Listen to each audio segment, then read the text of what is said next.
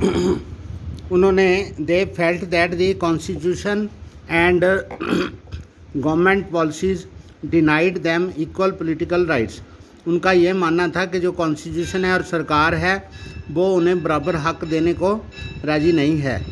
Discriminated against them in getting jobs, सरकारी नौकरियों से उनके साथ भेदभाव हो रहा है। And other opportunities and ignore their interest, वो उनके जो इंटरेस्ट है उनके हित के लिए वो मतलब उनके पक्ष में नहीं है। एथनिक कम्युनिटीज़ ऑफ श्रीलंका, ये है सिंघालीज जो हैं वो येलो कलर ये वाला जो सबसे ज़्यादा है, और बीच बीच में श्रीलंकन तमिल जो है वो ये वाला इसके कोस्टल एरिया में साथ साथ में यहाँ भी थोड़ा सा है, और ये है इंडियन तमिल यहाँ पर है, और मुस्लिम जो है वो बीच में पैचेस के रूप में थोड़ा थोड़ा है।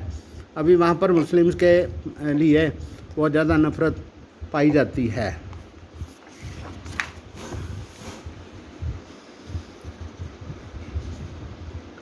The Sri Lankan Tamil launched parties and struggle for the recognition of Tamil as an official language.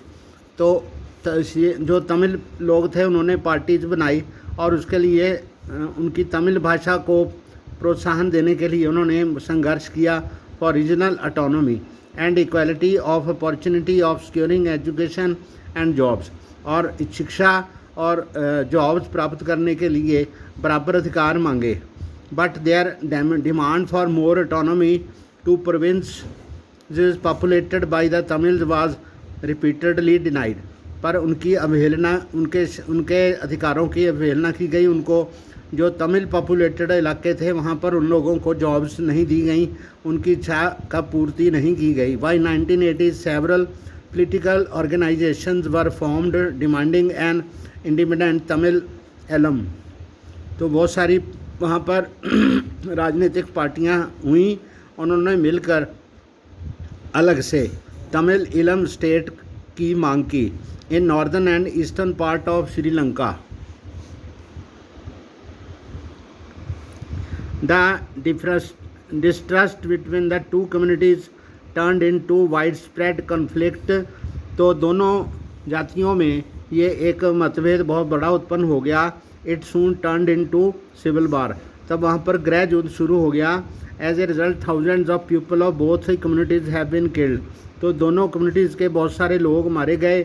Many families were forced to leave the country as refugees। बहुत सारे लोगों को देश से शरणार्थी बन के बाहर जाना पड़ा।